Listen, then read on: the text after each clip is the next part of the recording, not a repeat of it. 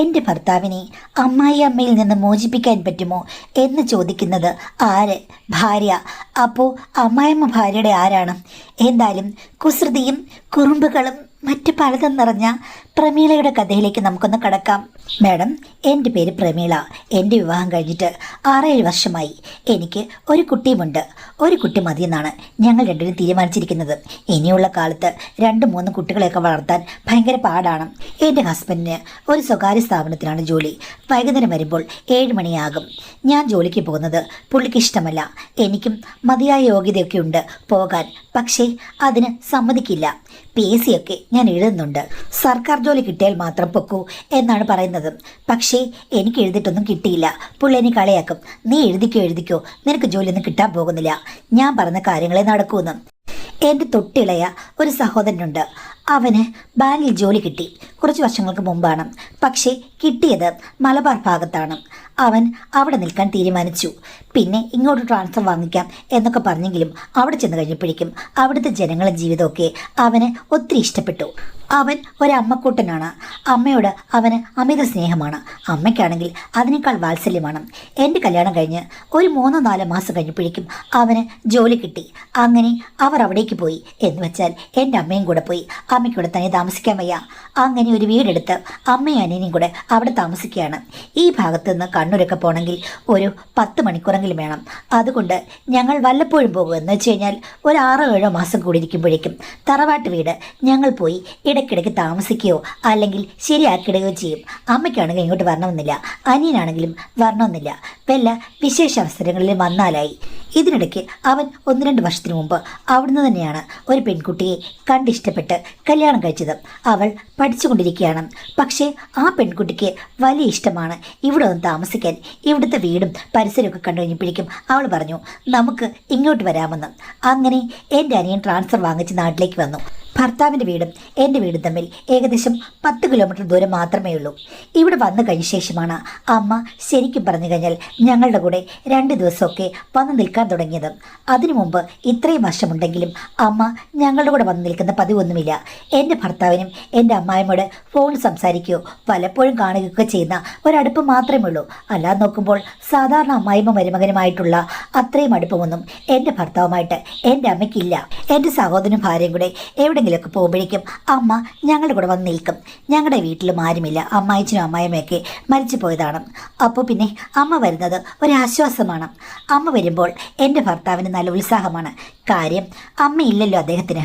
അപ്പോൾ അമ്മ വന്നു കഴിയുമ്പോഴേക്കും അമ്മയുടെ വാത്സല്യം അനുഭവിക്കാമെന്ന് എപ്പോഴും പറയും. അമ്മയ്ക്കാണെങ്കിലും ഈ പറഞ്ഞതുപോലെ പണ്ട് ദൂരെ ഇരിക്കുമ്പോഴുള്ള സ്നേഹമല്ലോ അടുത്ത് കാണുമ്പോഴേക്കും അമ്മയും മരുമകനെ നന്നായി പരിപോഷിപ്പിക്കും. വരുമ്പോഴേക്കും മരുമകന് വേണ്ടി എന്തെങ്കിലുമൊക്കെ സ്പെഷ്യലായിട്ട് ഉണ്ടാക്കിയിട്ട് മോൻ കഴിക്കുക എന്ന് പറഞ്ഞ് അടുത്ത് നിർത്തി കഴിപ്പിക്കാൻ തുടങ്ങും. എൻ്റെ ഹസ്ബൻഡിന് അത് വലിയ സന്തോഷമാണ്. സ്വന്തം അമ്മ പോലും അങ്ങനെ ചെയ്തിട്ടില്ല. അപ്പോൾ പിന്നെ എൻ്റെ അമ്മ വന്ന് ചെയ്യുമ്പോഴേക്കും അമ്മയെ പുകഴ്ത്തി പറയുകയായിരുന്നു. ഞാനും അത് സന്തോഷത്തിലെടുത്തു. കാര്യം ഭർത്താവിൻ്റെ സന്തോഷമല്ലേ നമ്മുടെ സന്തോഷവും. എൻ്റെ ഹസ്ബൻഡ് നല്ല അസലായിട്ട് നോൺ വെജ് പാചകം ചെയ്യും. പക്ഷേ വല്ലപ്പോഴും വല്ല 6 മാസം കൂടി ഇരിക്കുമ്പോൾ ഞാൻ നിർബന്ധിച്ചാൽ ചിലപ്പോൾ ഒന്ന് ഉണ്ടാക്കിത്തരും. പിന്നെ മോൻ പറയുകയാണെങ്കിൽ എന്തെങ്കിലും ഉണ്ടാക്കി കൊടുക്കും. അത്രേ ഉള്ളൂ. എന്നാലും പാചകം ചെയ്യാൻ മടിയാണ്. അമ്മ ഇങ്ങനെ മരുമകനെ ഊട്ടുന്ന കണ്ടുകൊണ്ട് ഞാൻ ദിവസം എൻ്റെ അമ്മയോട് പറഞ്ഞു, അമ്മേ ചേട്ടൻ നന്നായിട്ട് പാചകം ചെയ്യും, എന്ത് നന്നായിട്ട് നോൺ വെജ് വെക്കാമെന്നറിയാമോ? അമ്മ ദൂരെ ആയിരുന്നതുകൊണ്ട് അമ്മ അതിൻ്റെ രുചിയൊന്നും അനുഭവിച്ചിട്ടില്ല. ആ എടി നീ പറഞ്ഞിട്ടുള്ളൂ, എനിക്ക് ഓർമ്മയുണ്ട്. മോനെ എനിക്കൊന്ന് വെച്ചതാ. അമ്മയ്ക്ക് എന്താ വേണ്ടത്? ചിക്കനോ മട്ടനോ? ചിക്കൻ മതി മോനെ. എങ്കിലൊരു കാര്യം ചെയ്യാം, വൈകുന്നേരം വരുമ്പോഴേക്കും ഞാൻ പൊറോട്ട വാങ്ങിച്ചോണ്ട് വരാം. അത് കഴിഞ്ഞ് ഞാൻ ചിക്കൻ വാങ്ങിച്ചോണ്ട് വന്നിട്ട് ചിക്കൻ പെരട്ട്, എൻ്റെ സ്പെഷ്യൽ പെരട്ട് അമ്മയ്ക്ക് ഉണ്ടാക്കി തരാമെന്നും. മോനെ ഞാൻ കാത്തിരിക്കുക എന്ന് പറഞ്ഞു. വൈകുന്നേരം ഹസ്ബൻഡ് നേരത്തെ വന്നു. എന്നോട് പറഞ്ഞു അടുക്കളയുടെ ഭാഗത്തേക്ക് നീ വരികയും ചെയ്തതെന്നും. ഞാൻ പറഞ്ഞു എനിക്ക് സന്തോഷം, ഞാൻ അങ്ങോട്ട് വരുന്നില്ല. അമ്മയോട് പറഞ്ഞു അമ്മ അടുക്കള വരില്ലെന്ന്. അമ്മ പറഞ്ഞു ഞാൻ വരുന്നില്ല, മോൻ ഉണ്ടാക്കിക്കൊണ്ട് താ. അങ്ങനെ ഏകദേശം 9 മണിയായപ്പോഴേക്കും എല്ലാം റെഡിയായി. ടേബിളിൽ വന്നു. അമ്മ പൊറോട്ടയുടെ കൂടെ അത് കഴിക്കാൻ തുടങ്ങി. എന്നിട്ട് പറയുകയാണ്, ഷൂ മോനെ, ഞങ്ങൾ ഞങ്ങളാണെങ്കിൽ ഇല്ലയോ അവിടെ ഉണ്ടായിരുന്നു കഴിഞ്ഞപ്പോഴേക്കും മോനും എല്ലാം കൂടി ചില ദിവസങ്ങളിൽ സ്റ്റാർ ഹോട്ടിൽ പോയി കഴിക്കണം. അതേ ടേസ്റ്റ്. ഷോ, എങ്ങനെ നീ ഇത് ഉണ്ടാക്കിയതും? ഞാൻ ഓർത്തു പാചകത്തിന് ഞാനാണ് മിടുക്കിയെന്നും. എൻ്റെ മരുമകൻ എന്നെ തോപ്പിച്ചു. ഇത്രയും രുചി ഞാൻ കണ്ടിട്ടില്ല. സത്യം പറഞ്ഞാൽ നീ പ്രൈവറ്റ് സ്ഥാപനങ്ങളൊന്നും ജോലി ചെയ്യേണ്ട ആളല്ല. വലിയൊരു ഹോട്ടൽ നടത്തിയിട്ട് നിൻ്റെ ഈ റെസിപ്പി എടുത്ത് മെയിൻ റെസിപ്പി ആയിട്ട് അങ്ങിട്ടാൽ മതി. മോനെ, നമ്മൾ രക്ഷപ്രഭുക്കളാകും. നമുക്കൊരു ഹോട്ടൽ തുടങ്ങിയാലോ അമ്മയെന്ന്. അപ്പോഴേക്കും മരുമകൻ എങ്ങ് ഇളകി. അതിനെന്താ അമ്മേ, അമ്മ എൻ്റെ കൂടെ ഉണ്ടെങ്കിൽ ഹോട്ടലല്ല, നമുക്ക് വേണമെങ്കിൽ ഈ ലോകം മുഴുവനും പിടിച്ചടക്കാം. അമ്മയുടെ കൈപ്പുണ്യം ഉണ്ടെങ്കിൽ പിന്നെ എന്താ വേണം? അതിന് കൂട്ടത്തിൽ എൻ്റെ പെരട്ട കൂടെ ചേരുമ്പോഴേക്കും ഭയങ്കരമായിട്ട് നമ്മൾ പച്ച പിടിക്കും. നമുക്ക് തുടങ്ങാവിടാ. ഇല്ലെങ്കിൽ കുടിൽ വ്യവസായമായിട്ടാണെങ്കിലും നമുക്ക് തുടങ്ങണം എന്ന് പറഞ്ഞു. എനിക്ക് ഈ കുഴച്ചിലൊക്കെ കണ്ടു കഴിഞ്ഞപ്പോഴേക്കും വല്ലാതെ ചൊറിഞ്ഞു വന്നു. ഞാൻ പറഞ്ഞു ഇതിന് ഉപ്പ് കൂടുതലാണെന്ന്. ഉടനെ അമ്മ, ഛീ, നിനക്ക് എന്തറിയാമടി, ഇതിനൊക്കെ ഇത്തിരി ഉപ്പ് മുന്നിൽ നിൽക്കണം. അതെങ്ങനെയാ? ഇവക്ക് എന്തെങ്കിലും ഉണ്ടാക്കാൻ അറിയാമോ? ഇവൾ സാമ്പാർ വെച്ചാൽ രസം പോലെ ഇരിക്കും, രസം വെച്ച് കഴിഞ്ഞാൽ അത് കാളനാകും. അങ്ങനെ ഒരുത്തിയാ.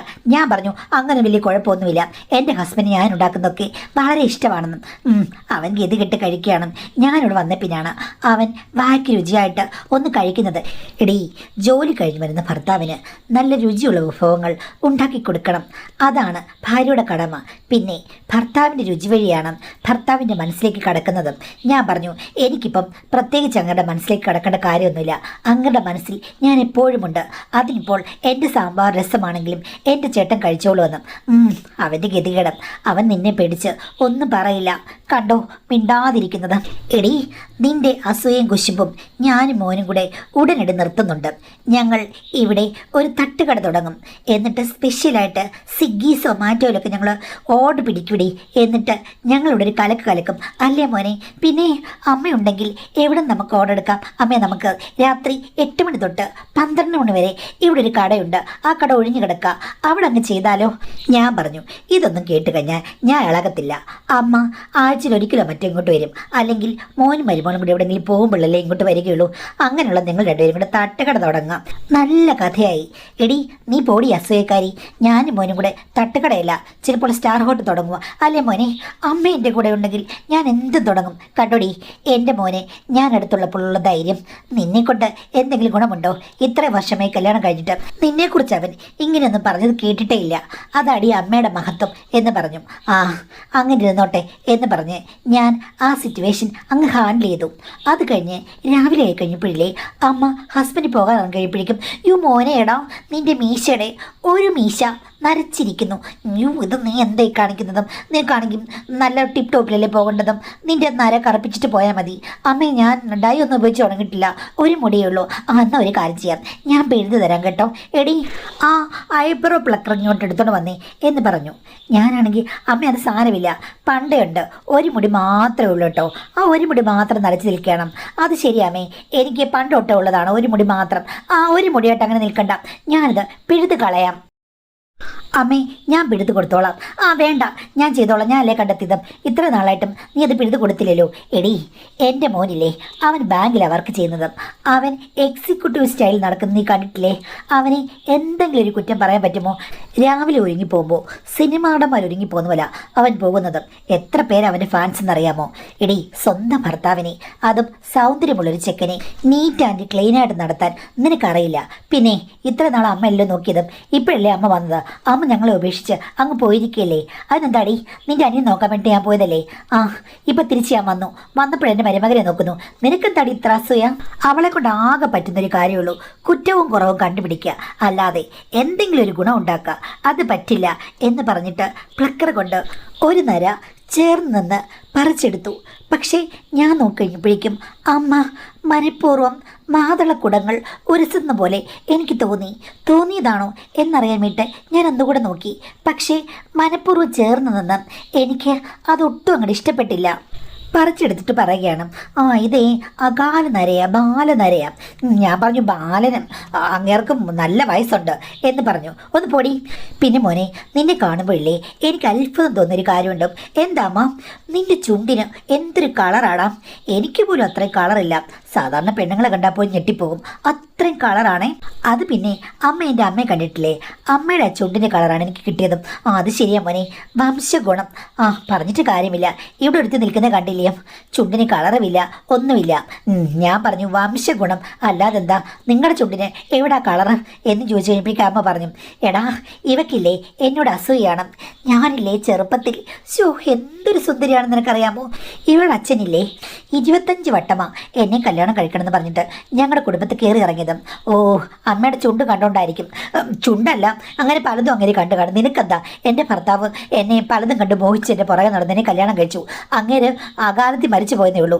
മരിക്കുന്നത് വരെ അദ്ദേഹം എന്നെ പൊന്നുപോലെ നോക്കിയിരുന്നതും. അങ്ങേരും നല്ല സൗന്ദര്യമുള്ള മനുഷ്യനാണെന്ന് നിനക്കറിയാമല്ലോ. പക്ഷേ അങ്ങേരുടെ എൻ്റെയോ സൗന്ദര്യം ഇവക്ക് കിട്ടിയിട്ടില്ല. അതിൻ്റെ എല്ലാ പ്രശ്നങ്ങളും ഇവൾക്കുണ്ട്. ഇവക്ക് കിട്ടിയിരിക്കുന്നതും എൻ്റെ വെല്ലിച്ചിൻ്റെയോ മറ്റു ഛായയാണ്. പിന്നെ കുടുംബത്തിലെ കാരണവന്മാരുടെയോ ദൈവഭാഗ്യം കൊണ്ടോ മോനെ പോലെ സുന്ദരനായ ഒരു ഭർത്താവിനെ അവൾക്ക് കിട്ടി. അടങ്ങി ഒതുങ്ങി അവൾ വീട്ടിൽ താമസിക്കുന്നു. അതിൻ്റെ ഇളക്കവും പ്രശ്നങ്ങളും അവൾക്ക് എപ്പോഴും ഉണ്ട്. എൻ്റെ ഭർത്താവ് അതൊക്കെ കേട്ട് ആസ്വദിച്ച് ഊറിച്ചിരിക്കുകയാണ്. എങ്ങനെ സഹിക്കും മാഡം? എനിക്കാണെങ്കിൽ നല്ല ദേഷ്യം വന്നു. ഞാനൊന്നും പറഞ്ഞില്ല, ചവിട്ടിത്തുള്ളി അകത്തേക്ക് കയറിപ്പോയി. രാത്രി ഹസ്ബൻഡ് സ്നേഹത്തോടു കൂടി വന്നു കഴിഞ്ഞപ്പോഴേക്കും ഞാൻ പറഞ്ഞു, പകല് നിങ്ങൾ രണ്ടുപേരും കൂടി എന്നെ കളിയാക്കിയായിരുന്നല്ലോ. അമ്മേ, എൻ്റെ അനിയൻ വന്ന് കൊണ്ടുപോയി. ഇന്ന് അമ്മ എവിടെ ഇല്ല. എനിക്ക് നിങ്ങളോട് ചില കാര്യങ്ങൾ ചോദിക്കാറുണ്ട്. നിങ്ങൾ എന്തിനാണ് അമ്മയുടെ മുന്നിൽ വെച്ച് അമ്മ പറഞ്ഞു കേട്ടിട്ടും എന്നെ കളിയാക്കി ചിരിക്കുകയും ആസ്വദിക്കുകയൊക്കെ ചെയ്യുന്നതും? നിങ്ങൾ എന്തെങ്കിലും തിരിച്ചു പറഞ്ഞു? ഞാൻ ഒറ്റപ്പെട്ടു പോയില്ലേ? ഇടി, അമ്മ തമാശ പറഞ്ഞല്ലേ? അമ്മ നിൻ്റെ അമ്മയല്ലേ? നിന്നെ കളിയാക്കുകയും അങ്ങനെയുള്ള കാര്യങ്ങളൊക്കെ പറഞ്ഞ അമ്മയുടെ അവകാശമല്ലേ? അതുകൊണ്ട് ചുമ്മാ ഞാൻ രസമാണെന്ന് വെച്ച് ചിരിച്ചാണ്. അത് എനിക്കത്ര രസമായിട്ട് തോന്നുന്നില്ല. പക്ഷേ അമ്മയുടെ സ്വഭാവത്തിൽ ഇവിടെ വന്നതിൽ പിന്നെ എന്തൊക്കെയോ മാറ്റങ്ങളുണ്ട്. നിങ്ങളോട് ഓവർ കെയറിങ് കാണിക്കുന്നുണ്ട്. നിങ്ങളും അതിൽ കൂടുതൽ ഒരു സംശയം പ്രകടിപ്പിക്കാൻ നിൽക്കുന്നുണ്ട്. ഞാനെന്തിനാണ് സംശയം പ്രകടിപ്പിക്കുന്നത്? അവർ നിൻ്റെ അമ്മയല്ലേ? പക്ഷേ ഇവിടെ നടക്കുന്നത് അനാവശ്യമായ പുകഴ്ത്തലുകളും പിന്നെ ചുമ്മാ ഉള്ള ഓരോ തള്ളുകളുമല്ലേ എന്ന് ചോദിച്ചു. അതൊക്കെ നിനക്ക് വെറുതെ തോന്നുന്നതായിരിക്കും. നര പറിക്കുകയാണെന്ന് പറഞ്ഞിട്ട് എന്താ കാണിച്ചത്? നിങ്ങൾക്ക് നന്നായി ഫീൽ ചെയ്യുന്നറിയാം. നിങ്ങളാണെങ്കിൽ അതൊക്കെ ആസ്വദിച്ച് നിൽക്കുന്ന പോലെയാണ് എനിക്ക് തോന്നിയത് എന്ന് പറഞ്ഞ് ഞാൻ കാര്യം പറഞ്ഞപ്പോഴേക്കും എനിക്ക് അങ്ങനെയൊന്നും തോന്നില്ല, നിനക്ക് തോന്നായിരിക്കുന്നത്. ഞാൻ പറഞ്ഞു, അങ്ങനെ തോന്നിയതല്ല. ഇതൊക്കെ നിങ്ങൾക്ക് നന്നായിട്ടറിയാം. അമ്മയുടെ ഓവർ ആക്ഷൻസൊക്കെ നിങ്ങൾ ആസ്വദിക്കുന്നുണ്ട്. ഒന്നുപൊടി, ആവശ്യമില്ലാത്തൊരു കാര്യങ്ങൾ പറയാതെ മൂട് വരുന്ന സമയത്തും ഓരോരോ വർത്തമാനം എന്ന് ഹസ്ബൻഡ് പറഞ്ഞു. അങ്ങനെ പുള്ളി സ്റ്റോപ്പ് ചെയ്തു. പക്ഷേ കുറച്ച് ദിവസം കഴിഞ്ഞപ്പോഴേക്കും അമ്മ വന്നു കഴിഞ്ഞപ്പോഴേക്കും സെയിം സംഗതികൾ പിന്നെ ആവർത്തിച്ചു. അത് കണ്ടു കഴിഞ്ഞപ്പോഴേക്കും എനിക്ക് അത്രയ്ക്ക് അങ്ങോട്ട് ഇഷ്ടപ്പെട്ടില്ല. എൻ്റെ പൊന്നു മോനെ, ഞാൻ ഇങ്ങോട്ട് ഇറങ്ങിയപ്പോഴില്ലടാ, മുട്ട ഒന്ന് തട്ടി കഴിഞ്ഞപ്പോഴേക്കും നല്ല വേദനയുള്ള പോലെ തോന്നുന്നു. ആഹാ, വേദനയുണ്ടോ? എങ്കിൽ ഞാൻ ഓയിൻമെൻറ്റ് ഇട്ട് തരാം അമ്മേ. എവിടെയാ എന്ന് പറഞ്ഞ് എൻ്റെ മുന്നിൽ തന്നെ മുട്ടൊക്കെ പരിശോധിക്കുന്നു. ഞാൻ ചോദിച്ചു, നിങ്ങളെന്താ മുട്ടിൻ്റെ ഡോക്ടറോ? അമ്മയ്ക്ക് ഞാൻ മരുന്ന് തൂത്ത് കൊടുത്തോളാന്നും. അതെന്താടി, അവൻ തൂത്ത് വന്നു കഴിഞ്ഞാൽ ഇഷ്ടപ്പെടില്ലേ എന്ന് ചോദിച്ചു കഴിഞ്ഞപ്പോഴേക്കും എൻ്റെ ഹസ്ബൻഡ് പറയുകയാണ്, ആ അമ്മേ, അമ്മയുടെ മോളുടെ സ്വഭാവം മൊത്തം അങ്ങ് മാറി. അതെന്താണ് നീ അങ്ങനെ പറഞ്ഞത്? അമ്മ ഇവിടെ വന്നേ പിന്നെ വിചിത്രമായിട്ടാണ് പെരുമാറുന്നത്. അമ്മ ഇവിടെ ഉരസുകയാണ്, അത് ചെയ്യുകയാണ്, ഇത് ചെയ്യുകയാണെന്നൊക്കെ ഇവൾ എന്നോട് പറയുകയാണ്. അമ്മ ഇവൾക്ക് അടിമുടി സംശയമാണ്. അമ്മ ഇത് കേട്ട് മൂക്കത്ത് വിരൽ വെച്ചു. ആഹാ, അത്രയ്ക്ക് വരെയായോ കാര്യങ്ങൾ? ഇവക്ക് എന്താ തലയിലെ കിളിയെല്ലാം പറന്നു പോയതാണോ? എൻ്റെ പൊന്നു മോനെ, ഈ വാത്സല്യത്തിൽ ഞാൻ ഓരോന്ന് കാണിച്ചു കഴിഞ്ഞപ്പോഴേക്കും ഇവക്ക് ഇതെന്താടാ? ഇങ്ങനെയാണെങ്കിൽ നിൻ്റെ ഗതി എന്താണ്? നിൻ്റെ ഓഫീസിലൊക്കെ ഇഷ്ടംപോലെ പെണ്ണുങ്ങൾ ജോലി ചെയ്യുന്നല്ലേ? ഇവിടെ അടുത്ത് തന്നെ സുന്ദരികളായുള്ള പെണ്ണുങ്ങൾ എത്രയോ പേരുണ്ട്. അപ്പോൾ ഇവളെങ്ങനെയാണ് ഇവിടെ മനസ്സമ്മാനത്തോടുകൂടി താമസിച്ചതും? ആ, എനിക്കറിയില്ല അമ്മേ. എന്തായാലും അമ്മ വന്ന പിന്നാണ് ഇവൾ പോര് തുടങ്ങിയത് എന്ന് പറഞ്ഞു. ഞാനിതൊക്കെ കേട്ടപ്പോൾ സ്തബ്ധയായി നിൽക്കുകയാണ്. എൻ്റെ ഹസ്ബൻഡ് വെട്ടിത്തുറന്ന് ഇങ്ങനെ പറയുമെന്ന് ഞാൻ വിചാരിച്ചില്ല. ഭാര്യ ഭർത്താവ് കൂടെ സ്വകാര്യമായി പറഞ്ഞ കാര്യങ്ങളൊക്കെ അമ്മയോട് പറയുമെന്ന് ആരെങ്കിലും വിചാരിക്കുമോ മാഡം? എനിക്കാണെങ്കിൽ എന്ത് പറയണമെന്നറിയില്ല. ഉടനെ അമ്മ പറയുകയാണ്, ആ ഇവർക്ക് ഇത്രയും സംശയമാണെങ്കിൽ ഒരു കാര്യം ചെയ്യുമോനെ, നീ തന്നെ എൻ്റെ മുട്ടിന് ഓയിൽമെൻറ്റ് ഇട്ടുതാ. അതായിരിക്കും ഏറ്റവും നല്ലത്. ഇവിടെ സംശയം നന്നായിട്ടൊന്ന് കൂടുകയോ കുറയുകയോ ചെയ്യട്ടെ. ഇനി കൂടുകയും കുറയുകയും ചെയ്തില്ലെങ്കിൽ എൻ്റെ കാലിൻ്റെ നീരെങ്കിലും ഒന്ന് കുറയട്ടെ എന്ന് പറഞ്ഞു. അതിൻ്റെ ഇടയ്ക്ക് സംശയരോഗിയാണ് ഞാനെന്ന് പറഞ്ഞിട്ട് അമ്മ കുറ്റപ്പെടുത്തി ഓരോന്നും പറയുന്നുണ്ട്. എനിക്ക് ഒന്നും പറയാനില്ല. അങ്ങനെ പറഞ്ഞിട്ടില്ലെന്ന് പറയാൻ പറ്റുമോ? അതുമില്ല. ഞാനാകെ കുറ്റക്കാരിയെ നിൽക്കുകയാണ്. അപ്പോൾ ഹസ്ബൻഡ് ഓയിൽമെൻ്റ് ഇട്ട് അമ്മയുടെ മുട്ടിന് നന്നായി തടവി കൊടുക്കുന്നു. അപ്പോൾ അമ്മ, നല്ല രസമുണ്ട് മോനെ, നിനക്ക് മസാജ് നേരത്തെ അറിയാമോടാ? ചെറുതായിട്ട് എനിക്കറിയാം എന്ന് പറഞ്ഞു കഴിഞ്ഞപ്പോഴേക്കും, അതാ ചെറുതായിട്ടല്ല, നിനക്ക് നല്ല എക്സ്പീരിയൻസ് ഉണ്ട്. ദേ ഇവിടെ നടുവേദനയ്ക്ക് ഞാൻ ചിലപ്പോഴൊക്കെ അമ്മേ നന്നായിട്ട് മസാജ് ചെയ്ത് കൊടുക്കാറുണ്ട്, ഇവർക്ക് ആശ്വാസം ഉണ്ടാകാറുണ്ട്. ഞാനത് കേട്ട് കഴിഞ്ഞപ്പോഴേക്കും ചുണ്ട് കൂട്ടി അടുക്കളയിലേക്ക് പോയി. വൈകുന്നേരത്തെ അത്താഴത്തിനുള്ള കാര്യങ്ങളൊക്കെ എടുത്ത് ഡൈനിങ് ടേബിളിൽ വെക്കാം, അവരവിടെ തിരുമോ മസാജ് ചെയ്യുമോ എന്തെങ്കിലും ചെയ്തോട്ടെ എന്ന് ഞാൻ വിചാരിച്ചു. അപ്പോഴേക്കും ഞാൻ കുറ്റക്കാരിയായല്ലോ. അമ്മ എന്നെ പുറകിൽ നിന്നെന്തോ പറയുന്നു, ഞാൻ ശ്രദ്ധിച്ചില്ല. ഇനിയിപ്പം 2 മാസം അതിനെക്കുറിച്ച് പറഞ്ഞുകൊണ്ടിരിക്കും. പറഞ്ഞിട്ട് കാര്യമില്ല, ഞാൻ പറഞ്ഞത് ഹസ്ബൻഡ് പറയാൻ പോയിട്ടല്ലേ. ഇങ്ങേർക്കിത് എന്തിൻ്റെ കേടാണ്. ഇത്തിരി കഴിഞ്ഞപ്പോഴേക്കും അടുക്കളയിൽ എൻ്റെ ഹസ്ബൻഡും അമ്മയും കൂടെ വന്നു. അപ്പം അമ്മ ചോദിക്കണം, മോനെ നീ തിരുമ്മി കഴിഞ്ഞപ്പോഴില്ലേടാ പെട്ടെന്ന് വേദന അങ്ങ് പോയി, നീ ഇരട്ടപ്പറ്റതാണോ എന്ന് ചോദിച്ചു. അതമ്മ അങ്ങനെ ചോദിച്ചേ? അല്ല, ഇപ്പോൾ ഒരു വ്യക്തി ഇരട്ടയാണെന്നുണ്ടെങ്കിൽ ആ ഇരട്ടകളിൽ ഒരാളില്ലേ മസാജ് ചെയ്ത് കഴിഞ്ഞ് കഴിഞ്ഞാൽ പെട്ടെന്ന് നീർക്കെട്ടൊക്കെ കുറേ എന്നാണ് കേട്ടിട്ടുള്ളത്. അവർക്കെന്തോ അത്ഭുത ശക്തി ഉണ്ടത്രേ. അയ്യോ അമ്മേ, അത് ഞാൻ ആദ്യമായിട്ട് കേൾക്കുന്നു. നിങ്ങളൊക്കെ ഇപ്പം മോഡേണിലുള്ള പിള്ളേരല്ലേ, പണ്ടത്തെ കാര്യങ്ങളൊന്നും അറിയില്ല. ഇരട്ടകൾക്ക് അങ്ങനൊരു ശക്തിയുണ്ട്, അതുകൊണ്ടാണ് ഞാൻ ചോദിച്ചത്. ഞാൻ ഇരട്ടയൊന്നും അല്ലേ അമ്മേ, എനിക്കറിയാം, ഞാൻ പിന്നെ അങ്ങ് ചോദിച്ചതാ ചുമ്മാതെ എന്ന് പറഞ്ഞു. ഞാനപ്പം വെറുതെ പാത്രമിട്ട് അടുക്കളയിൽ തട്ടിക്കൊണ്ട് പറഞ്ഞു, ഇക്കണക്കിന് പോയി കഴിഞ്ഞാൽ ഇരട്ട പെറാൻ ചാൻസ് ഉണ്ടെന്നും. അത് കേട്ട് കഴിഞ്ഞപ്പോഴേക്കും ഭർത്താവ് പൊട്ടിച്ചിരിച്ചു. പക്ഷേ അമ്മയ്ക്ക് ദേഷ്യം വന്നു. എടി, നീ എന്താ പറഞ്ഞത്, നീ എന്താ ഉദ്ദേശിച്ചത് എനിക്ക് മനസ്സിലായി. നിനക്ക് മാത്രമുള്ളോടി ലോകത്തിൽ ഭർത്താവ്. എടി, നിന്റെ ഭർത്താവിനേക്കാൾ സുന്ദരനായ ഒരു ഭർത്താവിനെ കൂടെ ഞാൻ ജീവിച്ചതാണ്. ഞാൻ എൻ്റെ മോൻ്റെ കൂടെ പോയി ജീവിച്ചു. അവിടെ എത്രയോ ആണുങ്ങളെ കണ്ടു. അവൻ്റെ കൂടെയുള്ള ഉദ്യോഗസ്ഥരൊക്കെ വരുമ്പോഴേക്കും അമ്മയ്ക്ക് എത്രയോ സൗന്ദര്യമുണ്ടല്ലോ. അമ്മയെ കാണുന്നതിന് ഞങ്ങൾക്ക് ഒരു സന്തോഷമാണ്. അതുമാത്രമല്ല, പാചകവും എന്ന് പറഞ്ഞ് അവർക്ക് റിപ്പീറ്റഡായിട്ട് അവിടെ വരുമായിരുന്നു. അതെങ്ങനെയാ ഭർത്താവിനെ നോക്കി ഇവിടെ ഇരിക്കുന്ന നീ അങ്ങോട്ടൊന്നും വരില്ലായിരുന്നല്ലോ. ഞാൻ പറഞ്ഞു അമ്മയ്ക്ക് ഇങ്ങോട്ട് വരാൻ വയ്യായിരുന്നു. അമ്മ മോനെ നോക്കി അവിടെ ഇരിക്കാതെ. എന്നിട്ട് അമ്മ കൂടെ വന്ന ഉദ്യോഗസ്ഥരെ ആരെയും നോക്കിയില്ലേ? അതിലൊരാളെ അങ്ങ് സെലക്ട് ചെയ്താൽ പോരായിരുന്നു. 2ാം കല്യാണം കഴിച്ചിട്ട് നന്നായി ജീവിക്കാമായിരുന്നല്ലോ. നീ എന്നെ 2ാം കല്യാണം ഒന്നും കഴിപ്പിക്കാൻ നോക്കേണ്ട കാര്യമില്ല. എനിക്ക് മനസ്സുണ്ടെങ്കിൽ 2 അല്ല, ഞാൻ ചിലപ്പോൾ 10 കല്യാണം കഴിക്കും. അതിന് നിനക്കെന്താ അല്ലേ മോനെ എന്ന് ചോദിക്കുന്നു. അപ്പോഴേക്ക് ഹസ്ബൻഡ് അതേ എന്ന് പറഞ്ഞിട്ട് പിന്നെയും ചിരിക്കുന്നു. ഞാനാണെങ്കിൽ തിരിഞ്ഞു നോക്കിയപ്പോൾ ഹസ്ബൻഡ് കണ്ണടച്ച് കാണിച്ച് തമാശയാണെന്നും. ഞാൻ പറഞ്ഞു, മനുഷ്യ ഇതൊന്നും വലിയ തമാശയായിട്ട് എനിക്ക് തോന്നില്ലെന്നും. അപ്പോൾ അമ്മ പറയാ, നീ ഇങ്ങോട്ടോ അമ്മോനെ, അവൾ ഇത്തിരി വിഷമിക്കട്ടെ. ലോകത്ത് ആദ്യമായിട്ട് ഭർത്താവുള്ള ഭാര്യയല്ലേ. എടി, നിന്റെ ഭർത്താവിന് ഒരുങ്ങി പോകുന്ന ഒന്നുമില്ല കേട്ടോ എന്ന് പറഞ്ഞിട്ട് ഹസ്ബൻഡിനെ വിളിച്ചുകൊണ്ടങ്ങ് പോയി. ഹസ്ബൻഡ് ഒരാട്ടിൻകുട്ടിയെ പോലെ അമ്മയുടെ പുറകെ അങ്ങ് പോയി. അന്ന് രാത്രി ഹസ്ബൻഡ് ഞാനും കൂടി നല്ല വഴക്കുണ്ടാക്കി. ആദ്യം ഹസ്ബൻഡ് എന്നോട് ദേഷ്യത്തിലൊക്കെ സംസാരിച്ചു. അവസാനമായി കഴിഞ്ഞപ്പോഴേക്കും ഹസ്ബൻഡ് പറഞ്ഞു, നിനക്ക് അങ്ങനെ തോന്നുന്നുണ്ടെങ്കിൽ കറക്റ്റാണ്. അമ്മയ്ക്ക് എന്നോട് നല്ല ഇഷ്ടമുണ്ട്. പതുക്കെ പതുക്കെ എനിക്ക് ഇപ്പം ഇഷ്ടം തോന്നി തുടങ്ങുന്നു. എന്ത് ചെയ്യാനാണ്, അമ്മയെ നമുക്ക് ഒഴിവാക്കാൻ പറ്റില്ലല്ലോ. പിന്നെ അമ്മയുടെ സ്നേഹവും പരിചരണമൊന്നും നിനക്കൊട്ട് അറിയുകയില്ല. അമ്മയ്ക്ക് ഒരു മാന്ത്രികമായ സ്വഭാവമുണ്ട്, അതൊന്നും നിനക്കില്ല. അമ്മയുടെ മോളാണെന്ന് ജസ്റ്റ് പറയാമെന്ന് മാത്രമേ ഉള്ളൂ.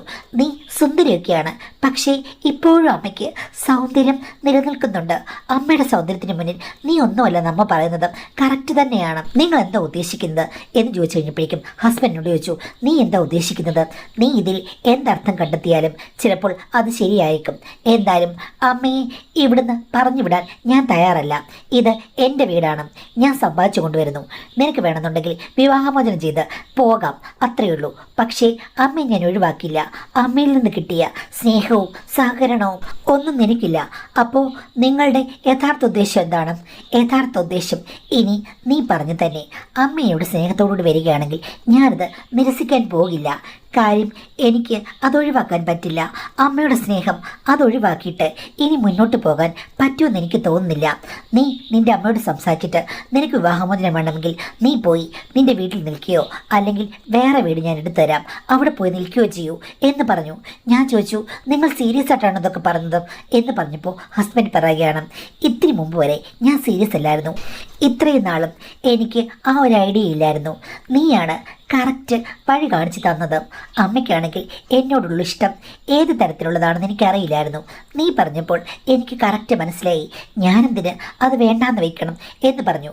പിറ്റേ ദിവസമായി കഴിഞ്ഞപ്പോഴേക്കും അമ്മയോട് എൻ്റെ ഹസ്ബൻഡ്, അമ്മേ ഇന്നലെ രാത്രി മുഴുവൻ ഇവളെന്നെ വിസ്താരം ചെയ്യുകയായിരുന്നു, ഒട്ടും ഉറക്കിയില്ല. എന്താ മോനെ, എന്ത് പറ്റി? അവൾക്ക് നമ്മളെ 2 പേരെ സംശയമാണ്. എന്നിട്ട് നീ എന്ത് പറഞ്ഞു? ഞാൻ പറഞ്ഞു, സംശയങ്ങളുണ്ടെങ്കിൽ നീ നിന്റെ പാട്ടിന് പൊക്കോളൂ, അവൾക്ക് വേണ്ടെങ്കിൽ അവൾ വിവാഹമോചനം ചെയ്ത് സ്വതന്ത്രമായി ജീവിക്കട്ടെ. എന്നാലും അമ്മയുമായിട്ടുള്ള സൗഹൃദവും ആ സ്നേഹബന്ധവും ഉപേക്ഷിക്കാൻ ഞാൻ തയ്യാറല്ലെന്ന് പറഞ്ഞു. നീയാണ് മോനെ, എൻ്റെ യഥാർത്ഥ മോന്. നീ അങ്ങനെ പറഞ്ഞല്ലോ, എനിക്ക് സന്തോഷമായി. എടി, ഞാൻ നിന്നോട് ഇപ്പം പറയുകയാണ്, നിനക്ക് ഇഷ്ടമുണ്ടെങ്കിൽ ഈ വീട്ടിൽ താമസിക്കാം. എന്തായാലും ഞാൻ നിന്നെ ഓർത്തല്ല, എൻ്റെ മോനെയും കൊച്ചുമോനെ ഓർത്ത് ഇവിടെ വരും. പിന്നെ ഇത്രയും നാളായിട്ടും നീ പറഞ്ഞ ഐഡിയൊന്നും എൻ്റെ മനസ്സിലില്ലായിരുന്നു. നിനക്ക് സംശയം വന്നു കഴിഞ്ഞപ്പോഴേക്കും എനിക്ക് തോന്നി നീ പറഞ്ഞു തന്നത് ഉഗ്രനൊരു ഐഡിയ ആണെന്നും. ഞാനാണെങ്കിൽ എന്തിനാണ് പുറത്തുള്ള ആൾക്കാരുമായിട്ട് വെറുതെ സല്ലപിക്കുന്നതും അല്ലെങ്കിൽ ഭർത്താവ് മരിച്ചു പോയെന്ന് പറഞ്ഞ് ചന്ദനക്കുറി തൊട്ട് ഞാൻ വീട്ടിലിരിക്കണോ? അത് വേണ്ട. എൻ്റെ മരുമകൻ എന്നെ സ്നേഹിക്കുന്നു, ഞാൻ അവനെ സ്നേഹിക്കുന്നു. അതിൽ നിനക്കെന്താ? 7 വർഷമായില്ലേ നിങ്ങളുടെ കല്യാണം കഴിഞ്ഞിട്ട്? അത്രയ്ക്ക് ഭയങ്കര സ്നേഹവും പൊസസീവും ഉള്ള ആളാണെങ്കിൽ എങ്ങനെയാടി ഹസ്ബൻഡ് 7 ദിവസവും അടുത്ത് വരുമ്പോഴേക്കും നീ 2 ദിവസം മാത്രം എല്ലാം അനുവദിക്കുന്നതും? അത് എന്ത് സ്നേഹമാണ്? അപ്പം പിന്നെ പ്രശ്നമില്ല. കാര്യം ഞാൻ ആഴ്ചയൊരിക്കൽ മാത്രമേ ഇങ്ങോട്ട് വരുന്നുള്ളൂ, അല്ലെങ്കിൽ 2 ആഴ്ച കൂടുമ്പോൾ ഒരിക്കൽ. ബാക്കി നോക്കി കഴിയുമ്പോഴേക്കും എൻ്റെ മരുമകൻ ശരിക്കും പല ദിവസങ്ങളിൽ റെസ്റ്റ് അല്ലേ? അവന് വേണ്ടത് എന്ത് കിട്ടുന്നു? അപ്പം പിന്നെ ഒരു പ്രശ്നവുമില്ല. റേഷൻ പോലെ വല്ലപ്പോഴും വരുന്ന കാര്യങ്ങൾക്ക് വേണ്ടിയിട്ടും ചോരയും നീരുള്ള ആണുങ്ങൾ കാത്തിരിക്കില്ലടി. അതുകൊണ്ട് ഒരു കാര്യം അങ്ങോട്ട് ചെയ്യുക, നീ നിൻ്റെ കാര്യം നോക്കുക. നിനക്ക് നിന്റെ ഭർത്താവിനെ സ്നേഹിക്കണോ? സ്നേഹിച്ചോളൂ. ആഴ്ചയിൽ 1-2 അല്ലേ ഉള്ളൂ. ബാക്കിയുള്ള സമയത്ത് അമ്മയ്ക്ക് എന്താടി എൻ്റെ മരുമകനെ സ്നേഹിച്ചുകൂടെ? അതുകൊണ്ട് നീ കൂടുതൽ അങ്ങോട്ട് കിടന്ന് വിളയണ്ടെന്ന് പറഞ്ഞു. ഞാനും ഭർത്താവും തമ്മിലുള്ള എല്ലാ കാര്യങ്ങളും, ഞങ്ങളുടെ അണ്ടർസ്റ്റാൻഡിങ്ങുകളെല്ലാം എൻ്റെ ഹസ്ബൻഡ് അമ്മയ്ക്ക് പറഞ്ഞു കൊടുത്തെന്ന് എനിക്ക് മനസ്സിലായി. മാഡം, ഹസ്ബൻഡ് എല്ലാ ദിവസവും സ്നേഹം പ്രകടിപ്പിക്കാൻ ആവശ്യപ്പെടും. പക്ഷേ ഈ പറഞ്ഞതുപോലെ അങ്ങനെയൊന്നും എനിക്ക് പറ്റില്ലായിരുന്നു. ശരിയാണ്, ഈ 7 വർഷത്തിനിടയ്ക്ക് എന്നും അങ്ങനെയൊക്കെ തന്നെയാണെങ്കിലും ഇടയ്ക്കിടയ്ക്കൊക്കെ ഞാൻ പറയും എനിക്ക് റെസ്റ്റ് വേണമെന്ന്. എൻ്റെ ഒരു സ്വഭാവം അങ്ങനെയായിപ്പോയി. അമ്മ പറഞ്ഞത് അത് ശരിയല്ല. ഹസ്ബൻഡ് എപ്പോഴാണോ വരുന്നത് അപ്പോഴൊക്കെ പൂമുഖവാതിലിൽ ഞാൻ കാത്തു നിൽക്കണമെന്നാണ്. എനിക്ക് എന്ത് പറയണമെന്നറിയില്ല. വെറുതെ കലഹം മാത്രമാകും ജീവിതമെന്ന് എനിക്ക് തോന്നിപ്പോയി. പിന്നീട് ഞാനൊന്നും പറയാൻ അമ്മ സമ്മതിച്ചില്ല. അമ്മ പറഞ്ഞു, നിനക്കിതൊന്നും പറയാനുള്ള യാതൊരു യോഗ്യതയില്ല. എങ്ങനെയാണ് ഭർത്താക്കന്മാരെ കൊണ്ടു നടക്കേണ്ടതെന്ന് നിനക്കറിയില്ല എന്ന് പറഞ്ഞു. അതുമാത്രമല്ല, അന്ന് ഹസ്ബൻഡ് എൻ്റെ മുറിയിലേക്ക് വന്നതേയില്ല. ഞാൻ കാത്തിരുന്നു. മോനും ഞാനും കൂടെ കിടന്ന് ഉറങ്ങിപ്പോയി. ഹസ്ബൻഡ് വന്നതേയില്ല. ഞാൻ നോക്കിപ്പോയി കഴിഞ്ഞപ്പോഴേക്കും ഹസ്ബൻഡ് ഇറങ്ങി വരുന്നു. അമ്മയാണെങ്കിൽ ചിരിച്ചുകൊണ്ട് പുറകിലുണ്ട്. ഞാൻ പറഞ്ഞു, അമ്മേ ഇത് ശരിയാകില്ലെന്ന്. അമ്മ പറഞ്ഞു, ഇതാണ് കറക്റ്റ് ശരി. കാര്യം മരുമകനെ 2 അറ്റവും ബാലൻസ് ചെയ്ത് കൊണ്ടുപോകണമെന്ന് ആഗ്രഹമുള്ളവനാണ് അവൻ. നിന്നെപ്പോലെയല്ല, അവന് വ്യത്യസ്തമായ ആഗ്രഹങ്ങളുണ്ട്. അതുകൊണ്ട് ഇടയ്ക്കിടയ്ക്ക് എന്തെങ്കിലുമൊക്കെ ആയിക്കഴിഞ്ഞാൽ ഒരു പ്രശ്നവുമില്ല, നീ നിൻ്റെ പാട് നോക്ക് എന്ന് പറയുകയാണ്. മാഡം, ഇതൊക്കെ എൻ്റെ കൺമുന്നിൽ ഇങ്ങനെ നടന്നുകൊണ്ടിരിക്കുകയാണ്. ഇടയ്ക്കൊക്കെ ഞാൻ പ്രതികരിക്കുമെങ്കിലും എന്താണ് ഇതിന് റെമഡിയെന്ന് എനിക്കറിയില്ല. പ്രതിവിധിയില്ലാത്ത ഒരു പ്രതിസന്ധിയിലൂടെ കടന്നു പോവുകയാണ്. അവരാണെങ്കിൽ വളരെ കംഫർട്ടബിളുമാണ്. ഭർത്താവും അമ്മായിമ്മയും ചേർന്നിട്ട് എന്നെ കുറ്റപ്പെടുത്തുകയാണ്. എൻ്റെ കുഴപ്പം കൊണ്ടാണ്, എനിക്ക് താല്പര്യം വളരെ കുറവായതുകൊണ്ടാണ് ഇങ്ങനെയെല്ലാം സംഭവിച്ചതെന്ന്. അതൊക്കെ ശരിയാണോ മാഡം? നിങ്ങളുടെ ഹസ്ബൻഡ് എന്നും ആഗ്രഹിക്കുന്നു, നിങ്ങൾ വല്ലപ്പോഴും ആഗ്രഹിക്കുന്നു. അപ്പോൾ തന്നെ നിങ്ങൾ തമ്മിൽ എത്ര സ്നേഹമുണ്ടെന്ന് പറഞ്ഞെന്ന് പറഞ്ഞാലും അവിടെ ചെറിയൊരു മിസ്അണ്ടർസ്റ്റാൻഡിംഗ് ഉണ്ട്. എങ്കിലും അതൊക്കെ മനസ്സിലാക്കി നിങ്ങൾ ജീവിച്ചു വരികയായിരുന്നു. പക്ഷേ അമ്മ ഇങ്ങനെ സ്ഥിരമായിട്ട് വന്നു കഴിഞ്ഞപ്പോഴേക്കും, അമ്മ നേരത്തെ എങ്ങനെയായിരുന്നു, അവരുടെ യഥാർത്ഥ സ്വഭാവം എന്താണ്, വ്യക്തിപരമായ ജീവിതം എങ്ങനെയാണെന്ന് നിങ്ങളുടെ അമ്മയാണെങ്കിൽ നിങ്ങൾക്കറിയില്ല. അവർ സാഹചര്യം യൂട്ടിലൈസ് ചെയ്തു, മരുമകനോട് ഓപ്പണായി സംസാരിച്ചു. അങ്ങനെ എല്ലാ കാര്യങ്ങളും പറഞ്ഞു കഴിഞ്ഞപ്പോഴേക്കും അവിടെ ഇടയ്ക്ക് ഒത്തിരി സ്പേസ് ഉണ്ടെന്ന് മനസ്സിലാക്കി കഴിഞ്ഞപ്പോഴേക്കും അവർ അവരുടെ ആഗ്രഹങ്ങളിലേക്ക് പോയി. ഇതൊക്കെയാണ് നടന്നത്. പക്ഷെ എന്ത് ചെയ്യാനാണ്? ഇവിടെ ഇപ്പം നിങ്ങളെ കുറ്റം പറഞ്ഞിട്ട് കാര്യമില്ല. കാര്യം നിങ്ങൾക്ക് അങ്ങനെ ഫീൽ ചെയ്യാമെങ്കിൽ പിന്നെ എന്ത് ചെയ്യാൻ പറ്റും?